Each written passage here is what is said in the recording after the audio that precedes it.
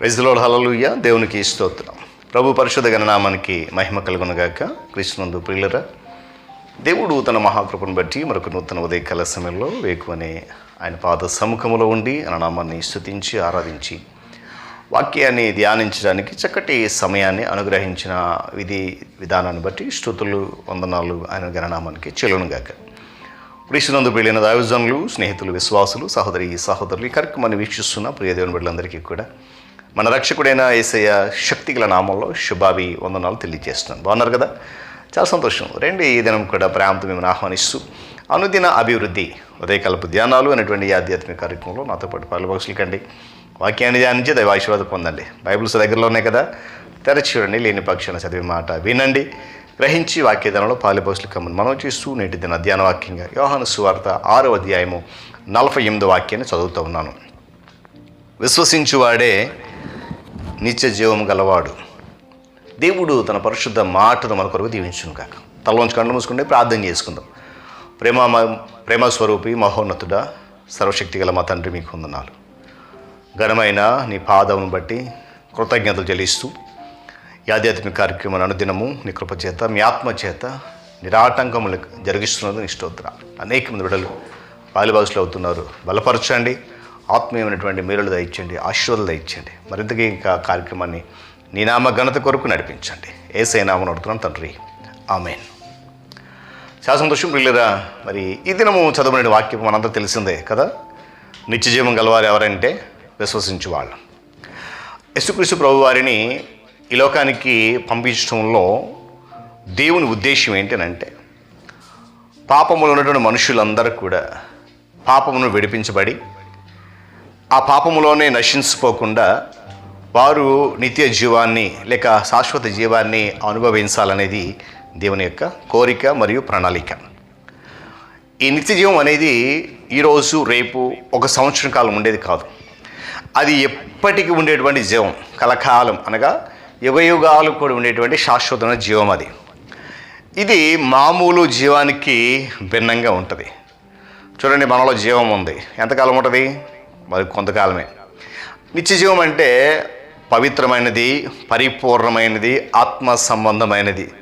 అది పాపము, మరణము నీడ కూడా లేకుండా దేవునితో సహవాసములోని జీవాన్ని పొందేటువంటి అవకాశం.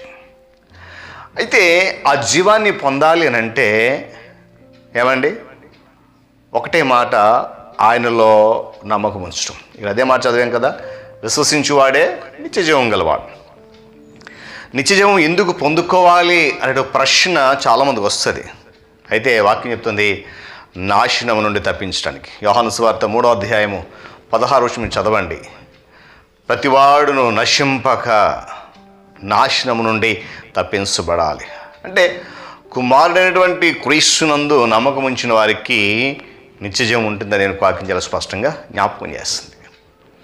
ఎవరైతే ఆయన యందు సంపూర్ణ విశ్వాసం కలిగి ఉంటారో వారు నిత్య జీవములో ప్రవేశిస్తారు.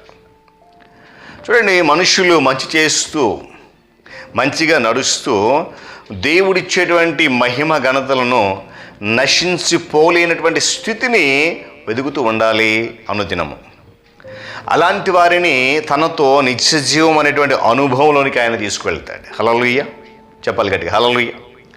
అది వారు మొదట క్రీస్తులో నమ్మకం ఉంచినప్పుడు ఆరంభమైనటువంటి జీవం అది. కనుక ఆ ప్రారంభంలో ఏదైతే ఆ జీవం అనేది పొందుకుంటానికి ఇష్టపడ్డారో అది చివరి వరకు కూడా వారితో కొనసాగుతున్నది.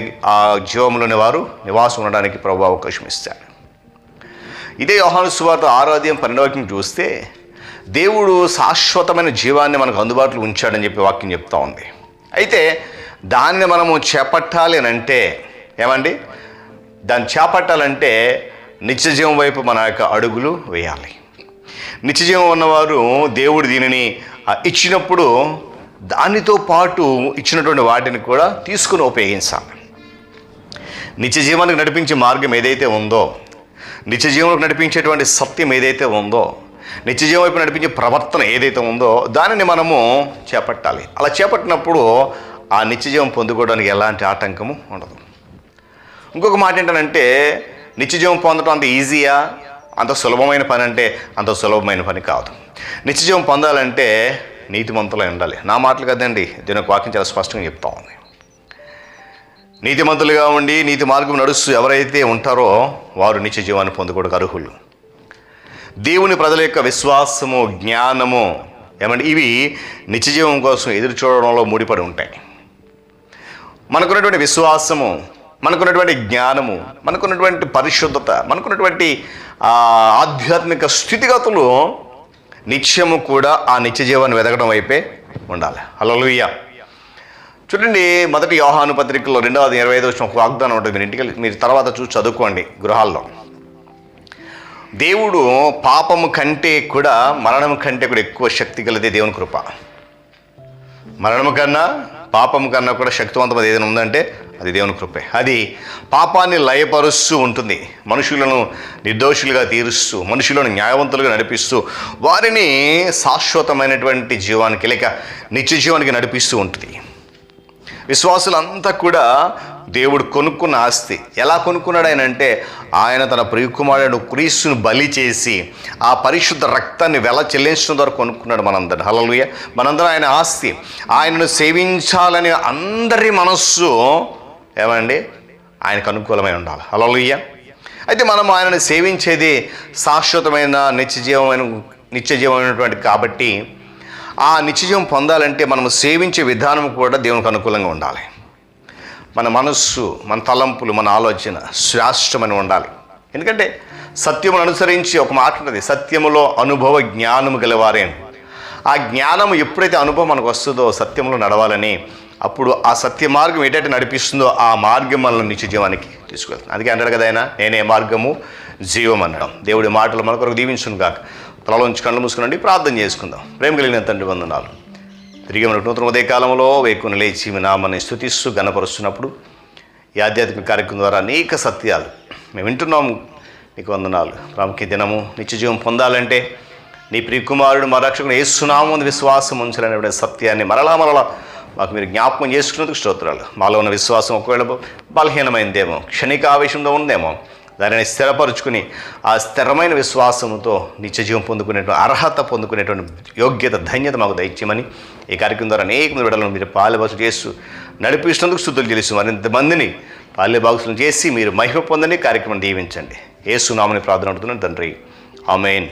త్రియేక దేవుని దీవెన, ఆయన సన్నిధి కాపుదల సదాకాలము మనందరికీ తోడేండి నడిపించును గాక. ఆమేన్.